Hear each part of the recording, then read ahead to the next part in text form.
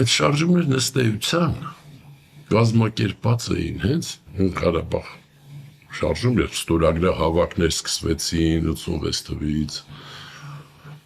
ըստ էության կազմակերպված էին հենց KGB-ի կողմից, չի նշանակում ինչ-որ մարդկանց ասում էին դա արեք։ Գիտեք, միշտ ինչ-որ ձևի փորձվել է այդ հարցը, օրինակ, Արցախում բարձրացվել, խոսալ։ Եվ դրա համար խիստ միանգամից պատժվել է։ Բայց երբ որ հանկարծ զգում են, որ ոչ մի դիմադրություն չկա, դա ծավալվում է։ Այնուհետև հայտնի է, որ Ղարաբաղի պատվիրակությունը ժամանել էր Մոսկվա, հանդիպել էր Քաղ բյուրոյի անդամ, այն ժամանակվա ուրեմն կուլտուրայի